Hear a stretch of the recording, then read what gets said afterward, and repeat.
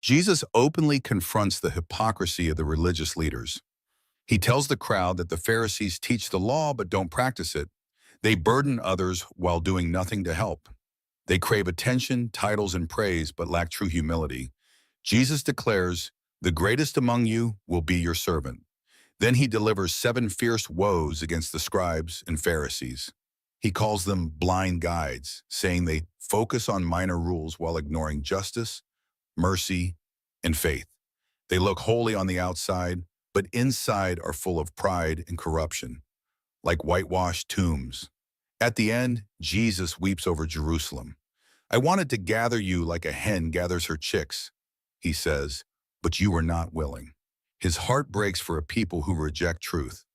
Matthew 23 is a warning to reject empty religion and live with sincere faith, justice, and humility.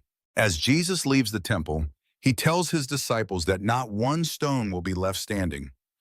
Curious and concerned, they ask him privately about the signs of his return and the end of the age. Jesus warns them first, "Watch out that no one deceives you." He describes what's to come: wars, famines, earthquakes, and false messiahs. But these are just the beginning of birth pains. He tells them believers will face persecution and betrayal, and that many will fall away. Lawlessness will increase, but the one who stands firm to the end will be saved. He speaks of the abomination of desolation and urges people to flee when they see it, for great distress will follow. But even in chaos, he says not to be misled. His return will be unmistakable, like lightning flashing across the sky. Then Jesus describes his second coming. "The Son of Man will come on the clouds of heaven with power and great glory. Angels will gather his people from every corner of the earth." Finally, he teaches through parables. Stay alert, stay ready. Just like in Noah's time, many will be caught off guard. So he says, "Be ready, for the Son of Man will come at an hour you do not expect." Matthew 24 is a call to endurance, awareness, and faith, a powerful reminder that while we may not know the day, we must always be prepared. Jesus shares 3 parables about being ready for his return. First is the parable of the 10 virgins. 5 are wise and bring extra oil for their lamps, while 5 are foolish and run out.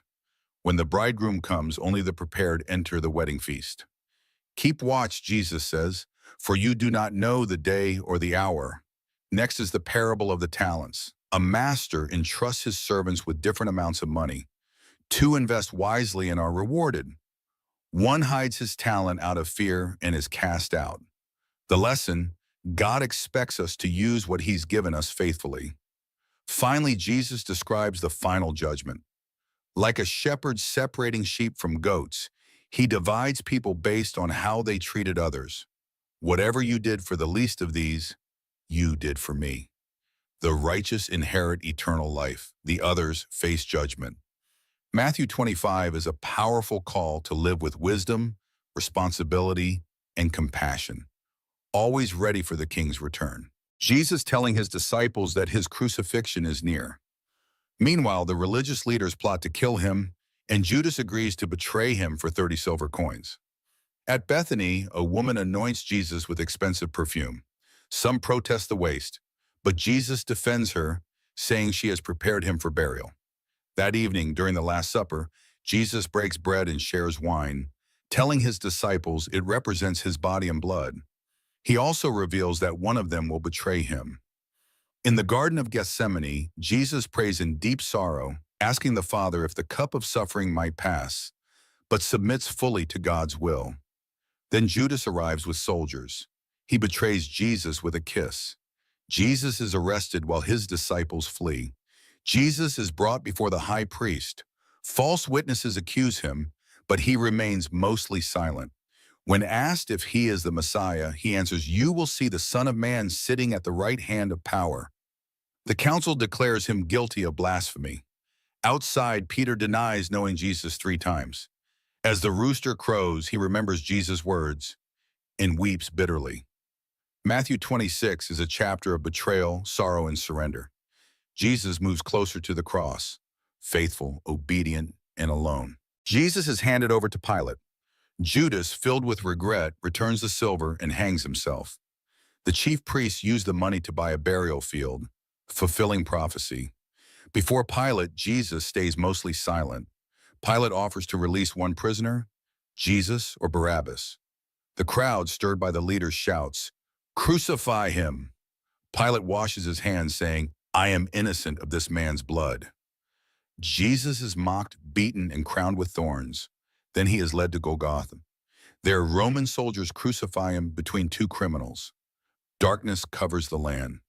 Jesus cries out, my God, why have you forsaken me?" Then he dies. At that moment, the temple curtain tears, the earth quakes, and tombs break open. A Roman centurion, witnessing it all, declares, "Surely he was the Son of God." Jesus is buried in a rich man's tomb.